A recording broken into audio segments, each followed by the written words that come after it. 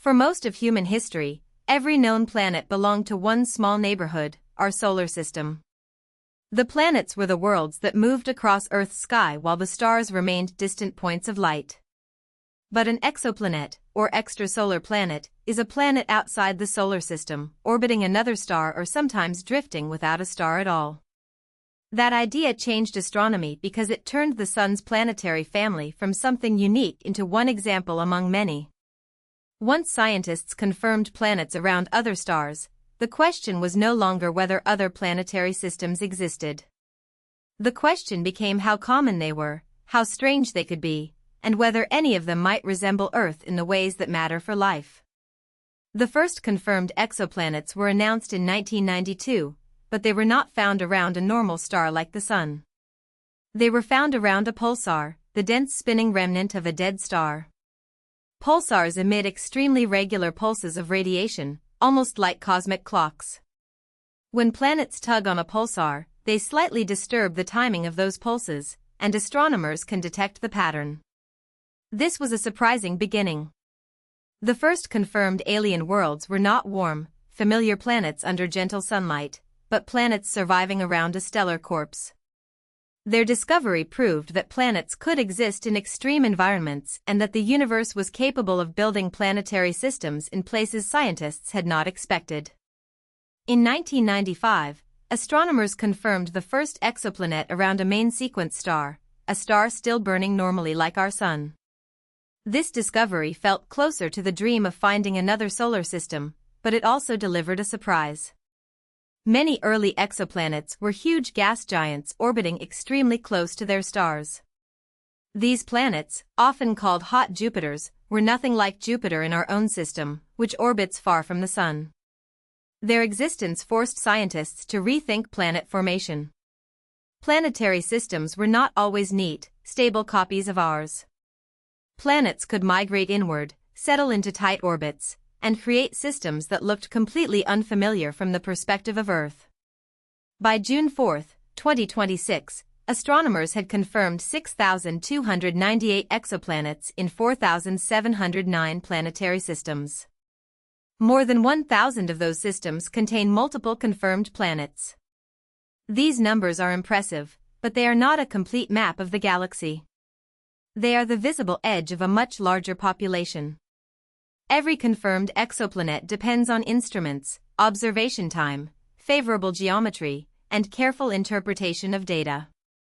Some planets are easy to detect, while others hide below the limits of current technology.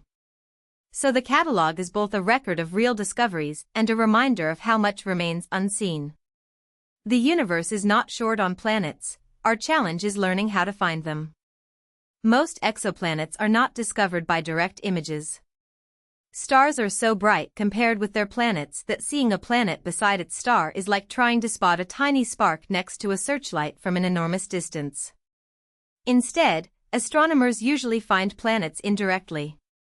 One of the most successful methods is transit photometry. If a planet passes in front of its star from our point of view, it blocks a tiny fraction of the star's light. The star briefly dims, then returns to normal. When that dimming repeats on a steady schedule, scientists can infer that a planet is orbiting there. The depth of the dip gives clues about the planet's size, while the timing reveals its orbit. Another major method is Doppler spectroscopy, also known as the radial velocity method. A planet does not orbit a perfectly motionless star. Instead, the planet and star both move around a shared center of mass. If the planet is massive enough, it causes the star to wobble slightly. That wobble changes the star's light in a measurable way. As the star moves toward Earth, its light shifts slightly. As it moves away, the shift reverses. By tracking these changes, astronomers can estimate a planet's minimum mass and orbital period. This technique is especially useful for finding massive planets close to their stars, because they pull harder and complete orbits quickly. The planets we have found are not a perfectly balanced sample of what exists. Detection methods create strong observational biases. Transit photometry favors planets that happen to cross directly in front of their stars from Earth's viewpoint. It also favors large planets close to their stars, because they block more light and transit more often. Doppler spectroscopy favors massive close-in planets, because they create stronger stellar wobbles. This means many known exoplanets are not necessarily typical. Small rocky planets in wider orbits are harder to detect because their signals are weak and slow. So when we look at the exoplanet catalog, we are also looking at the shape of our technology's limitations. Even with those limits, the numbers suggest planets are extremely common. Astronomers estimate that about 1 in 5 Sun-like stars may have an Earth-sized planet in the habitable zone, the region where liquid water could exist on a planet's surface under the right conditions. If the Milky Way contains around 200 billion stars, that could mean roughly 11 billion potentially habitable Earth-sized planets around Sun-like stars alone. If red dwarfs are included, the estimate may rise to around 40 billion. These worlds are not confirmed homes for life. But they show that Earth-sized planets in promising locations may not be rare exceptions. They may be part of the galaxy's normal architecture. The habitable zone is often called the Goldilocks zone because it is not too hot and not too cold for liquid water. But habitability is much more complicated than orbital distance. A planet also needs the right atmosphere, pressure, chemistry, and long-term stability. A planet in the habitable zone could have no atmosphere, a runaway greenhouse effect, intense radiation, or a surface locked in ice. Meanwhile, worlds outside the classic habitable zone might still contain subsurface oceans warmed by internal heat. This is why modern exoplanet science does not simply ask whether a planet is in the right place. It asks what the entire environment is like, and whether conditions could remain stable long enough for life to emerge. Exoplanets also stretch the definition of what a planet can be. One of the least massive known exoplanets, Drogr, is only about twice the mass of the Moon. At the opposite extreme, HR 2562b is listed in the NASA Exoplanet Archive at about 30 times the mass of Jupiter. But objects that massive raise classification questions. Depending on the definition used, especially whether the object confused deuterium, it may be considered a brown dwarf rather than a planet. Orbits vary just as dramatically. Some exoplanets circle their stars in less than an hour, while others may take thousands of years. Some are so far from their stars that confirming they are gravitationally bound can be difficult. The nearest known exoplanets orbit Proxima Centauri, the closest star to the Sun, about 4.2 light-years away. In astronomical terms, that is our next-door stellar neighbor. In human terms, it is still almost unreachable with current spacecraft. Light itself takes more than 4 years to make the trip, and a probe using today's technology would take vastly longer. Still, nearby exoplanets are especially valuable because their closeness makes them easier to study. They are prime targets for future telescopes looking for atmospheres, temperatures, and possible signs of habitability.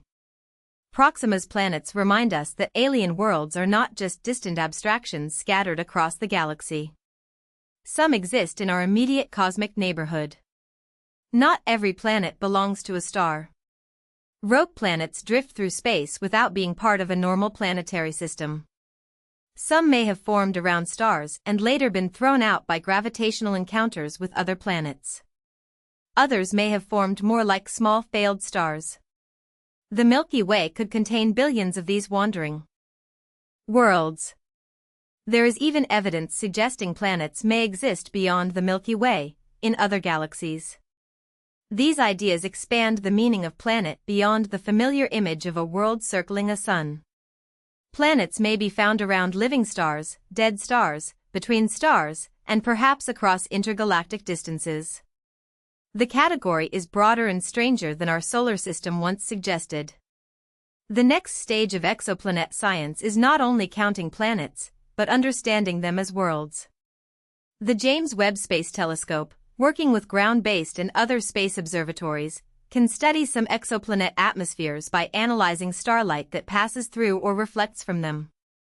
Different molecules leave different fingerprints in that light, allowing scientists to infer composition, clouds, temperature, and environmental conditions.